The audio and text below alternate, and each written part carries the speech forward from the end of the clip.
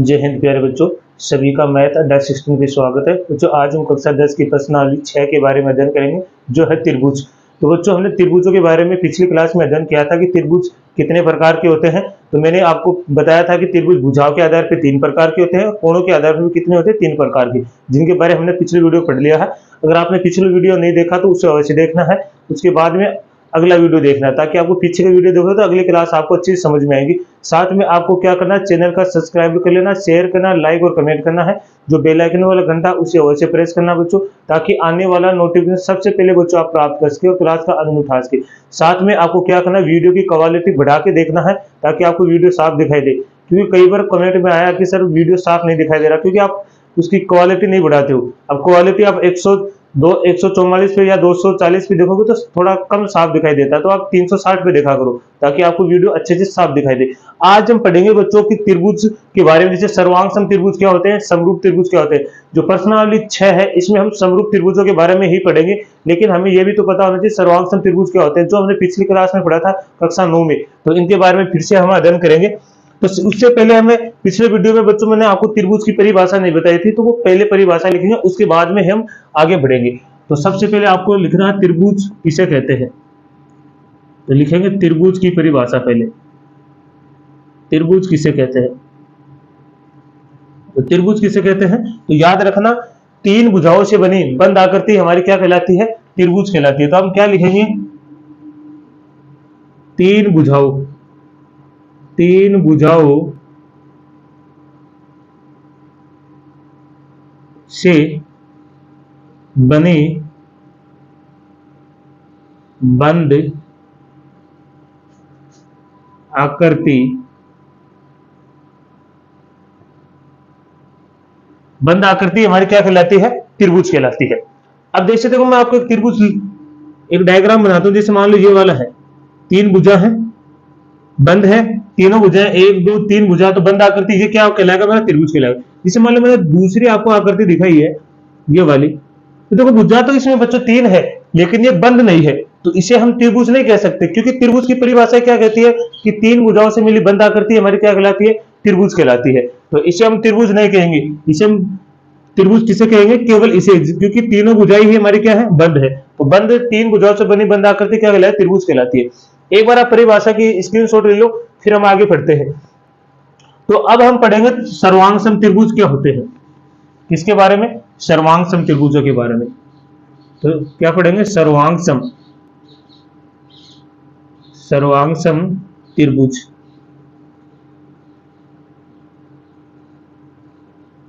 सर्वांग सम मतलब होता है बच्चों समान।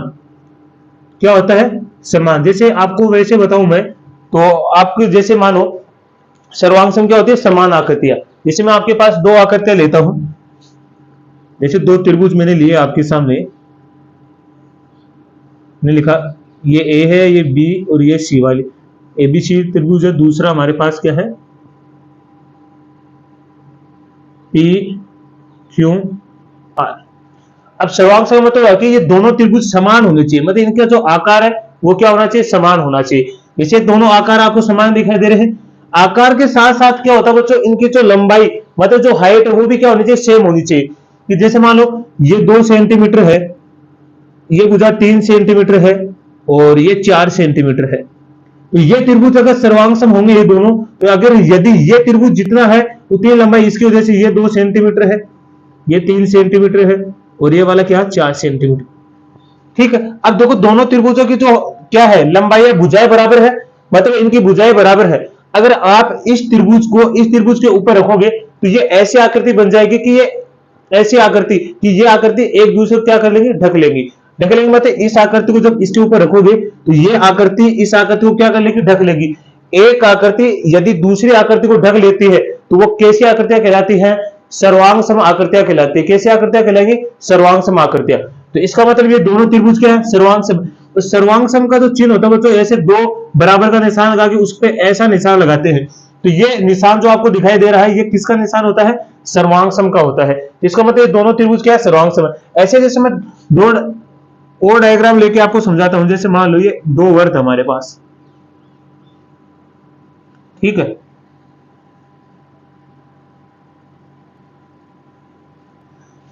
इस वर्त की त्रिज्या जैसे मैंने ले ली 3 सेंटीमीटर है बच्चों, और इस वर्त की त्रिज्या है 4 सेंटीमीटर।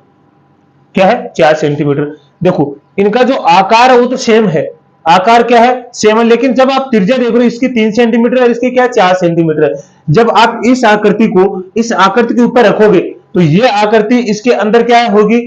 अंदर ढल जाएगी, मतलब अंदर ढल जाएगी इसके अंदर, जैसे इस तरह आएगा ना, ये वाली इस तरह हो जाएगी ये, तो इतना गैप कम से कम इसके अंदर रह जाएगा। इसका मतलब ये आकृति जो जो 3 सेंटीमीटर वाला जो वर्त है, ये 4 सेंटीमीटर वाले वर्त को क्या नहीं करेगा? ढक नहीं पाएगा। तो इसका मतलब ये दोनों आकृतियां क्या नहीं होंगी? सर्वांगसम नहीं है, सर्वांगसम नहीं होंगी, क्योंकि जब एक आकृति जब दूसरी आकृति को ढक ही नहीं पा रही तो वो सर्वांगसम आकृतियां नहीं होंगी। सर्वांगसम आकृतियां वही होती हैं जब एक आकृति दूसरी आकृति को क्या कर लेती है? ढक लेती है। तो अब देखो ये तो हमें पता चला कि सर्वांगसम आकृतियां होती कैसे। अब इनके बारे में जैसे हम लिखेंगे तो कैसे लिखेंगे? तो देखिए सबसे पहले आपको क्या लिखना है? सर्वांगसम आकृतियां होंगी तो क्या होंगी? उनका आकार, आकार और आमाप। आमाप का मतलब होती है बच्चों भुजा। आकार और आमाप क्या होना चाहिए? बराबर होना चाहिए। क्या होना चाहिए? बराबर। अगर आकार और आमाप दोनों क्या है? बराबर है, तो वो कौन से त्रिभुज कहलाएंगे? हमारे कौन से त्रिभुज कहलाएंगे? सर्वांगसम कहलाएंगे। आमाप, आकार का मतलब दोनों का आकार सेम होना चाहिए। दूसरी बात, आमाप का मतलब इनकी भुजा, इनकी भुजाएं क्या होनी चाहिए? बराबर होनी चाहिए। मतलब आप जैसे मानो ये वाली है ए बी, ये बराबर है किसके? पी क्यू की, क्योंकि ये दोनों ही क्या है? 2 सेंटीमीटर है। ऐसे आपके पास जो बीसी है वो बराबर है किसके? क्यू आर की। क्यों? क्योंकि ये दोनों ही क्या है? 4 सेंटीमीटर है। ऐसे ही आपकी जो भुजा है एसी वो बराबर है किसके? पी आर के, क्योंकि दोनों ही क्या है? 3 सेंटीमीटर है। तो ये दोनों भुजाएं बराबर है, ये दोनों, इसका मतलब है सभी भुजाएं क्या है? बराबर होगी। एक त्रिभुज की ये वाली भुजा इसके बराबर, ये वाली भुजा इसके बराबर और ये वाली भुजा इसके बराबर। जब आप इस 4 सेंटीमीटर वाली भुजा को 4 सेंटीमीटर वाली भुजा पे रखोगे तो ये 4 सेंटीमीटर वाली भुजा इस 4 सेंटीमीटर भुजा को क्या कर लेगी? ढक लेगी। इसका मतलब ये कौन सा त्रिभुज हो गया? सर्वांगसम। तो आप लिख सकते हो कि त्रिभुज ए बी सी सर्वांगसम हो गया त्रिभुज किसके? पी क्यू आर के। तो ये सर्वांगसम की डेफिनेशन होगी। मतलब सर्वांगसम आप समझिए कि सर्वांगसम आकृतियां कैसी होती हैं। अब सर्वांगसम ये तो आपको समझ में आ गया कि जब एक आकृति दूसरी आकृति को ढक लेती है तो वो सर्वांगसम होती है। साथ में आपको पता है उसका आकार और आमाप क्या होनी चाहिए? बराबर होनी चाहिए। ठीक है। अब इनके नियम भी होते हैं, मतलब इनकी कसौटियां होती हैं। उन कसौटियों के बारे में भी हम पढ़ेंगे कि सर्वांगसम की कौन कौन सी कसौटियां होती हैं। तो एक बार आप यहां तक स्क्रीनशॉट ले लेंगे। ठीक है। तो अब देखिए इनकी कसौटियों के बारे में पढ़ेंगे हम, कौन कौन सी कसौटियां हैं जिनके माध्यम से हम त्रिभुजों को क्या कर सकते हैं? सर्वांगसम कर सकते हैं। तो सबसे पहली जो हमारी कसौटी है वो क्या है? S S S. इसका मतलब होता है बच्चों भुजा। एस का मतलब क्या होता है? भुजा, भुजा, भुजा। सर्वांगसम कसौटी, सर्वांगसमता कसौटी। ठीक है। इसका मतलब हुआ कि ऐसा त्रिभुज जिनकी तीनों ही भुजा क्या हो? बराबर हो, तो वो कौन से त्रिभुज कहलाएंगे? सर्वांगसम त्रिभुज कहलाएंगे। कौन से कहलाएंगे? सर्वांगसम। जैसे देखिए आपके सामने दो त्रिभुज है, एक तो है ए बी सी और दूसरा त्रिभुज है आपके सामने पी क्यू आर। ठीक है। अब जैसे इसकी संगत भुजा, जैसे मैंने यहां किया कि जो ए बी है इसकी संगत भुजा कौन सी होगी? ये वाली पी क्यू। बराबर कर दिया मैंने। ठीक है। दूसरा हमारे पास जो ये वाली है बी सी, वो बराबर है किसके? क्यू आर के। ठीक है। जैसे हमारे पास जो एसी है इसकी संगत भुजा हमारे पास कौन सी है? P R.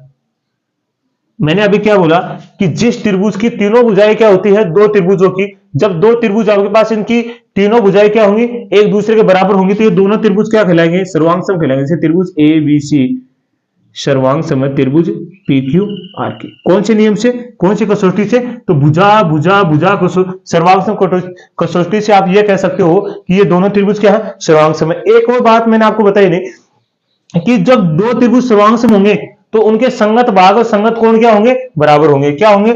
संगत भाग या ऐसे लिख सकते हो संगत भुजा, या लिखोगे संगत भुजा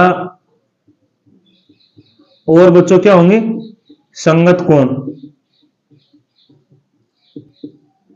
बराबर होंगे, तब भी वो त्रिभुज क्या कहलाएंगे। अगर संगत भुजा और संगत कोण बराबर है तो वो दोनों त्रिभुज क्या हो जाएंगे, हमारे पास सर्वांग सम हो जाएंगे। ये नियम आप पीछे लिख लेना जो अभी मैंने लिखा है ना, इससे पहले, इस कसौटी से पहले मैंने बताया, तो वहां आपको क्या लिखना कि संगत भुजा और संगत कोण भी क्या होंगे, बराबर होंगे। तो ये बात भी आपको ध्यान में रखनी है, तभी दोनों त्रिभुज क्या हो जाएंगे, सर्वांग सम। तो पहली कसौटी आपको समझ में आ गई कि जब दोनों त्रिभुजों के संगत भुजाएं बराबर होंगी तो वो क्या कहलाएंगे, दोनों त्रिभुज सर्वांग सम कहलाएंगे। ठीक है, ये पहली। अब हमारे पास जो दूसरी कसौटी है वो कौन सी है बच्चों, एस ए एस। लिखते ही आप समझ गए होंगे क्या है, भुजा। भुजा कोण, ए का मतलब होता है कोण, भुजा सर्वांग समता कसौटी। इसका मतलब क्या कि अगर दो त्रिभुज दे रखे हैं आपके, अगर उनकी दो भुजाएं बराबर हो और एक कोण बराबर हो तो वो दोनों त्रिभुज क्या कहलाएंगे, हमारे सर्वांग सम कहलाएंगे। जैसे देखिए ये त्रिभुज हो गया ए बी सी और दूसरा त्रिभुज हमारे पास पी क्यू आर। अब जैसे मैं मान लू कि इसका जो कोण ए है वो बराबर है किसके, कोण पी के, तो आप लिखोगे कोण ए बराबर है कोण पी के।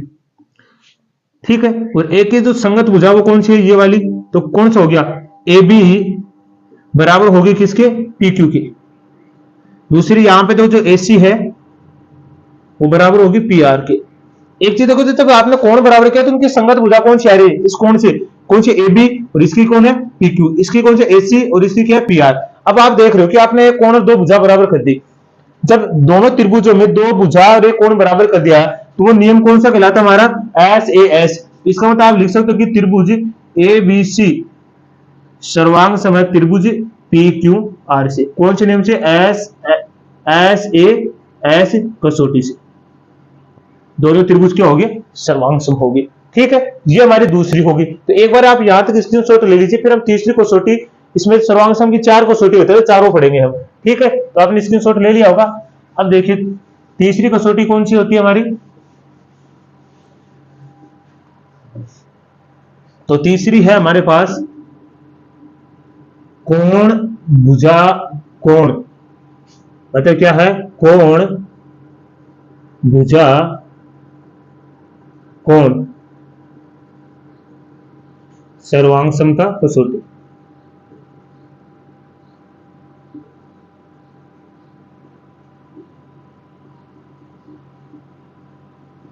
ठीक, इसका मतलब हुआ कि जब आपके पास दो त्रिभुज है, जैसे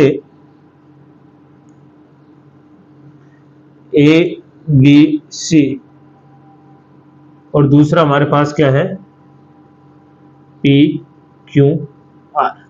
जब आपके पास दो त्रिभुज है, इनके दो कोण क्या हो बराबर और एक भुजा बराबर हो, तो कौन सा नियम लगेगा उसमें, कोण भुजा कोण। जैसे मान लो कि मैं बोल दिया कि ये वाला कोण इस कोण के बराबर है, मैंने बोला कि ये जो कोण है ये वाला कोण इसके बराबर है, इसका मतलब आप क्या लिख सकते हो कि कोण B बराबर है कोण Q के और कोण C बराबर है कोण R के, और इनकी संगत भुजा कौन सी होगी, तो यहां से आप लिख सकते हो कि BC बराबर होगी किसके, QR के। आपने कितने कोण बराबर कर दिए, दो, और एक भुजा बराबर कर दी, तो हमारा कौन सा नियम हो गया, कोण भुजा कोण सर्वांग समता। तो आप लिख सकते हो कि त्रिभुज ABC सर्वांग सम त्रिभुज किसके, PQR के। कौन से नियम से, तो आप लिखोगे कोण भुजा कोण कसौटी से आप कह सकते हो कि दोनों त्रिभुज क्या है, सर्वांग सम। ठीक है, इसके बाद में हमारी जो चौथा आता है वो क्या आता है, RHS। क्या आता है, RHS सर्वांग सम कसौटी, या इसको मैं लिख देता हूं, आर का मतलब होता है बच्चों क्या, समकोण, जिसे हम बोलते हैं राइट एंगल, समकोण। एच का मतलब होता है कर्ण, और एस का मतलब होता है भुजा, मतलब साइड। सर्वांग समता कसौटी, सर्वांग समता कसौटी, ये चार ही हमारे पास क्या होती है, सर्वांग सम कसौटी होते हैं। अब इसका मतलब हुआ कि जब आपको दो समकोण त्रिभुज दे रखे हैं, क्या दे रखे, जैसे मान लो आपके समकोण आरएचएस सिर्फ समकोण त्रिभुजों में लगता है बच्चों, केवल समकोण त्रिभुज में। जैसे मान लो ये दो समकोण त्रिभुज आपके पास ए बी सी, और दूसरा समकोण त्रिभुज है आपके पास पी क्यू आर। इसका मतलब क्या हुआ, इसका देखो, इसमें क्या कंडीशन होती है बच्चों, जब दो सर्वांगसम त्रिभुज सर्वांगसम होते हैं तो उनका मतलब होता है इनका कर्ण क्या होना चाहिए, बराबर होना चाहिए। कोई एक भुजा बराबर होनी चाहिए, देखिए कोण तो 90 डिग्री है, दोनों बराबर होंगे, एक भुजा भी बराबर होनी चाहिए। जैसे मान लो कि आपने ये वाली भुजा बराबर कर दी, तो इसमें क्या नियम लगेगा कि सर जो हमारे समकोण त्रिभुज होते हैं उनमें कर्ण तो हमेशा क्या होना चाहिए, बराबर होना चाहिए। एक अब समकोण है तो कोण तो 90 डिग्री हो गई। दूसरी बात होगी कोई एक अन्य भुजा, जब ये दो भुजा है, जैसे ये तो होता है लंब आधार में, लंब आधार में कोई एक भुजा बराबर हो जाएगी दोनों त्रिभुजों में, तो वो दो त्रिभुज क्या कहलाएंगे, सर्वांगसम कहलाएंगे। जैसे कर्ण मैं यहां लिखता हूं, जैसे AC बराबर हो गया किसके, PR के, इसका AC कर्ण है, इसका PR है। दूसरी बात, आप मैंने कोई भुजा मान ली, जैसे मान लो इसकी AB भुजा कर दी मैंने किसके बराबर, PQ के, और इसका कोण कोई क्या है, कोण B बराबर है कोण Q के, क्योंकि ये 90 डिग्री है। ठीक है, तो हम लिख सकते हैं कि जब दोनों त्रिभुज क्या हो गए हमारे पास ABC सर्वांगसम हो गए त्रिभुज किसके, PQR के। क्यों, ये RHS कसौटी से आप कह सकते हो। ये क्या कहती है कि जब आपके पास दो समकोण त्रिभुज दे रखे हैं, अगर आप उनके कर्ण बराबर कर देते हो, कोई एक अन्य भुजा बराबर कर देते हो, और एक कोण क्या होता है 90 डिग्री, तो वो दोनों त्रिभुज क्या कहलाएंगे, हमारे सर्वांगसम कहलाएंगे। तो ये तो हमारे पास थी सर्वांगसम कसौटियां थी बच्चों। अब हम पढ़ेंगे समरूप, जो हमें बुक में पढ़ना है, केवल समरूप ही है हमारे बुक में, तो उसी के बारे में पढ़ेंगे। ये तो मैंने आपको बेसिक पढ़ाया है, तो यहां तक आप स्क्रीनशॉट लेंगे एक बार। चलिए, तो अब देखिए हमारा जो मेन टॉपिक है वो क्या है, समरूप त्रिभुज। किसकी जरूरत पड़ेगी हमें, समरूप त्रिभुज क्या होते हैं वो हम पढ़ेंगे, समरूप त्रिभुज। तो यही हमारे बुक में जो पर्सनल 6 है, इन्हीं के बारे में हम पढ़ेंगे, समरूप त्रिभुज। अब समरूप त्रिभुज के पहले हम, समरूप त्रिभुज होते क्या हैं उससे पहले हम लिखेंगे समरूप त्रिभुज का जैसे पॉइंट क्या होना चाहिए, इनका आकार समान होना चाहिए। क्या होना चाहिए, आकार समान होना चाहिए। आमाप समान नहीं होगी तो भी चलेगा। आमाप का मतलब है जो आमाप समान होगी तो भी, समान नहीं होगी तो भी चलेगा। जैसे आमाप, इनका आकार सेम होना चाहिए। आमाप का मतलब इनकी भुजा अगर समान है तो कोई, समान नहीं है तो कोई दिक्कत नहीं, लेकिन उनका जो आकार है ना वो सेम होना चाहिए, सेम होना चाहिए। पहली कंडीशन तो ये कहती है कि इनका आकार क्या होता है। दूसरी बात ये होती है कि इनकी भुजाओं, लिखेंगे इनकी संगत भुजाओं, संगत भुजाओं का अनुपात, संगत भुजाओं का अनुपात बराबर हो। ठीक है, तीसरा पॉइंट यह है कि संगत कोण बराबर हो, संगत कोण बराबर हो। संगत कोण क्या होना चाहिए, बराबर होना चाहिए। वो त्रिभुज क्या कहलाएंगे, समरूप। अब जैसे मान लो मैं आपको आकृति दे दिया, तो एक वाली ये दे दी मैंने, ठीक है, और एक आकृति मैंने ये वाली। आपको आकृति देख तो ही पता चल रहा है कि भाई सेम तो, हाइट तो सेम नहीं है इनकी, आकार सेम है, ABC PQR। देखो दोनों ही आकार में सेम दिखाई दे रहे हैं आपको, त्रिभुज ही है, दोनों आकार में सेम है, लेकिन आप देख रहे हो इसके आमाप का मतलब इसकी जो माप है वो समान नहीं है, समान नहीं है। लेकिन कोई जरूरी नहीं है, इनका आकार समान होना चाहिए। आमाप समान नहीं तो कोई दिक्कत नहीं है। मतलब सीधी सी बात यह है कि आपका जो आमाप है, तो जो आकृति है वो एकदम सेम होनी चाहिए। माप बराबर है या नहीं है कोई दिक्कत नहीं है। कौन से त्रिभुज कहलाएंगे, समरूप। और समरूप का चिन्ह ऐसे होता है बच्चों, समरूप का चिन्ह ऐसे लगाएंगे, केवल वो सर्वांग में तो दो बराबर लगा के उसके ऊपर लगाते हैं, केवल इसमें आ गया ये वाला। तो हम कह सकते हैं कि जो क्या लिखा मैंने, आकार समान होना चाहिए। आमाप समान नहीं होगा तो भी क्या कहलाएंगे, समरूप त्रिभुज कहलाएंगे। इसका मतलब इनकी जैसे दूसरी आकृति में देख लू, एक मैंने वर्त लिया ये वाला, जैसे इसकी त्रिज्या है 2 सेंटीमीटर, और दूसरा वर्त मैंने लिया ये वाला, इसकी त्रिज्या 3 सेंटीमीटर। आप देखोगे कि दोनों का जो आकार है वो तो सेम है, लेकिन इनकी जो माप है वो तो छोटी बड़ी है। तो माप से आमाप से कोई फर्क नहीं पड़ेगा, हमारे पास सिर्फ क्या होना चाहिए, आकार मतलब क्या होना चाहिए, इनका आकार समान होना चाहिए। बाकी दोनों त्रिभुज है, इसका मतलब ये दोनों वर्त भी क्या है, समरूप है, क्यों, इनका आकार समान है। अब बात रही, मैंने दूसरी बात लिखी, इनकी संगत भुजाओं का अनुपात क्या होना चाहिए, बराबर। अगर दो त्रिभुजों की संगत भुजा है, उनका अनुपात बराबर है, तो भी त्रिभुज क्या कहलाएंगे, वो सर्वांग मतलब सॉरी समरूप कहलाएंगे। क्या कहलाएंगे, समरूप। मतलब आपने बोला कि सर भुजा का अनुपात बराबर कैसे, जैसे मान लो ये वाली भुजा है AB, इसके संगत भुजा कौन सी होगी, PQ। मान लिया कि मैंने इसकी संगत भुजा, यहां जैसे BC है, इसकी संगत भुजा कौन सी है, QR। दूसरी ये वाली जो AC भुजा है, इसके संगत भुजा कौन सी होगी, PR। क्या इन दोनों त्रिभुजों की भुजाओं का अनुपात बराबर है, इसका मतलब ये दोनों त्रिभुज क्या कहलाएंगे, क्या कहलाएंगे, समरूप कहलाएंगे। साथ में इनके संगत कोण भी बराबर होने चाहिए। अगर संगत कोण बराबर है तो भी हम कह सकते हैं कि त्रिभुज क्या है, समरूप है। संगत कोण का मतलब आप कोण A को बराबर कर दो किसके, P पे, मतलब कोण A बराबर है कोण P के, ठीक है।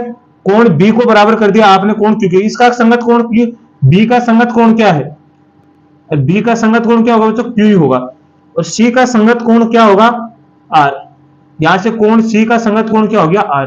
तो भी दोनों त्रिभुज क्या कहलाएंगे, समरूप कहलाएंगे। इसका मतलब आपको पता चल गया कि समरूप आकृतियां कैसी होती है। कहने का अर्थ उनका रूप समान होना चाहिए, मतलब रूप समान होना चाहिए, भले उनकी हाइट छोटी या बड़ी हो कोई दिक्कत नहीं, तो भी त्रिभुज क्या कहलाएंगे, हमारे समरूप त्रिभुज कहलाएंगे, ठीक है। और ऐसे अगर आप देखना चाहो तो आपने देखी है, जैसे कोई जुड़वा बच्चे होते हैं तो उनमें क्या होता है, किसी की हाइट छोटी बड़ी होती है लेकिन उनका रूप क्या होता है बच्चों, समान होता है। तो वो कैसी आकृतियां होती है, मतलब कैसे कैसे व्यक्ति होते हैं, समरूप व्यक्ति होते हैं। कैसे होते हैं, समरूप व्यक्ति। आपने देखा भी होगा जुड़ा बच्चा आपके आस पड़ोस में, तो वो भी क्या कहलाते हैं, समरूप आकृति। ये तो आपको समझ में आ गया समरूप क्या हो गया। अब इनकी कसौटियां भी होती है, इनकी भी तो कसौटी होती है कि भाई जब त्रिभुज की कौन कौन सी भुजा बराबर होंगी, कब क्या होगा, कौन सी कसौटी से दोनों त्रिभुज क्या होंगे, समरूप होंगे। तो अब हम पढ़ेंगे कसौटियां। तो एक बार आप इनका स्क्रीनशॉट ले लीजिए ताकि आपको दिक्कत ना हो। तो अब देखिए कसौटियों के बारे में पढ़ेंगे हम।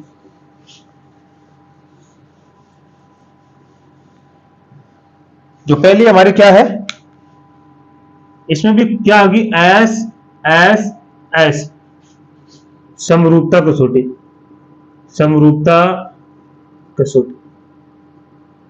जो मैंने पहले बताया आपको, एस एस मतलब दो त्रिभुज आपके पास, जैसे एक त्रिभुज हो गया ए बी सी और दूसरा त्रिभुज क्या हो गया आपके पास, पी क्यू आर। अगर इन दोनों त्रिभुजों की भुजाओं का अनुपात अगर बराबर है, मतलब संगत भुजाओं का जो अनुपात वो बराबर है, तो वहां कौन सा नियम लगेगा, एस एस एस, समरूपता कसौटी। जिसमें मानता हूं कि इसकी संगत भुजा ये वाली है, इसकी संगत भुजा ये वाली है और इसकी संगत भुजा कौन सी है, ये वाली है। तो इसका मतलब आप लिख सकते हो कि जो ए बी बटे होगा क्या, पी क्यू, बराबर है बी सी बटे क्यू आर, बराबर है ए सी बटे पी आर। तो क्या तीनों भुजाओं का अनुपात बराबर हो गया, दोनों त्रिभुजों में तीनों भुजाओं का अनुपात बराबर हो गया। तो आप लिख सकते हो कि यहाँ पे त्रिभुज ए बी सी समरूप है त्रिभुज किसके, पी क्यू आर के। कौन सी कसौटी से, तो एस एस एस, भुजा भुजा समरूपता कसौटी से आप कह सकते हो दोनों त्रिभुज के हो गए सब। ऐसे हमारे पास जो दूसरी कसौटी है वो कौन सी है, तो वो दूसरी हमारे पास कौन सी होगी, ए ए ए ए का मतलब कोण कोण कोण समरूपता, समरूपता कसौटी, ठीक है। या जैसे मैं दो त्रिभुज लेता हूं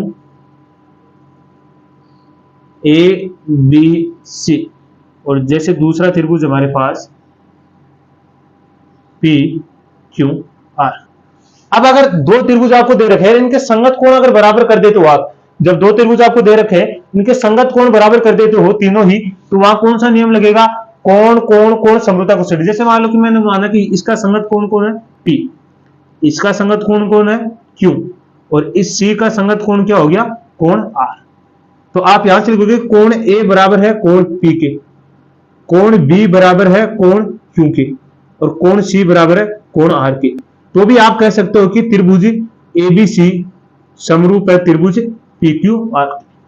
कौन से कसौटी से, कोण कोण कोण कसौटी से। एक और बात इसमें बच्चों, अगर आप दो कोण भी बराबर कर देते हो तो भी हम कह सकते हैं कि ये दोनों त्रिभुज क्या है, समरूप है। क्योंकि अगर दो कोण बराबर हो गया तीसरा तो अपना भी बराबर हो जाएगा। होगा कौन नहीं होगा। तो आप ऐसे भी लिख सकते हो कि यहाँ पे सिर्फ दो कोण बराबर के लिख सकते हो कि कौन कौन समरूपता कसौटी से भी दोनों त्रिभुज क्या हो जाएंगे, समरूप हो जाएंगे। यहाँ भी कोई दिक्कत नहीं है। तो एक बार स्क्रीनशॉट लीजिए, फिर तीसरी कसौटी पढ़ते हैं। तो तीसरी कसौटी हमारे पास कौन सी है, तो वो वाली है हमारे पास जो हमने पीछे भी पढ़ा है, SAS समरूपता कसौटी, समरूपता कसौटी। ठीक है, इसका मतलब क्या हो गया, जब जैसे आपके पास दो त्रिभुज है ABC और दूसरा आपके पास कौन सा है PQR। अब इसमें है कि दो भुजाओं का अनुपात, अगर दो त्रिभुज है इनकी दो भुजाओं का अनुपात और एक कोण आप अगर बराबर कर देते हो, दो भुजाओं का अनुपात और एक कोण बराबर कर देते हो, तो ये दोनों त्रिभुज क्या हो जाएंगे, क्या हो जाएंगे, समरूप। इसे मैंने माना कि ये कोण इस कोण के बराबर, क्योंकि इसका संगत कोण यही है। अगर ये कोण है तो इस कोण की संगत भुजा कौन सी है, AB। तो इस कोण की संगत भुजा कौन सी है, PQ। इस कोण की संगत भुजा क्या है, AC। तो इस कोण की संगत भुजा कौन सी होगी, PQ। तो आप यहां से बराबर कर दीजिए, कोण A बराबर है कोण P के। ठीक है, AB बटे क्या है, PQ बराबर है AC बटे PR के। आपने दो भुजाओं का अनुपात बराबर कर दिया और एक कोण बराबर कर दिया, तो भी आप कह सकते हो कि त्रिभुज ABC समरूप है त्रिभुज PQR के। तो ये तीन नियम हमने पढ़ा समरूपता कसौटी का। तो इन्हीं के माध्यम से हम क्या करेंगे बच्चों, प्रश्नावली को स्टार्ट करेंगे, प्रमेय पढ़ेंगे। इस प्रश्नावली में सबसे पहले 6.1 में दो प्रमेय हैं, तो उनके बारे में अध्ययन करेंगे। उसके बाद में हम प्रश्नावली में प्रवेश करेंगे। तो जहां तक आपको सभी को अच्छे से समझ में आया होगा। फिर भी अगर कोई दिक्कत हो कमेंट के माध्यम से बताना। साथ में लाइक, ज्यादा से ज्यादा लाइक करना है और अपने दोस्तों तक भी शेयर करना है। तो सभी को मैथ अध्याय शिक्षण की तरफ से धन्यवाद। जय हिंद बच्चों।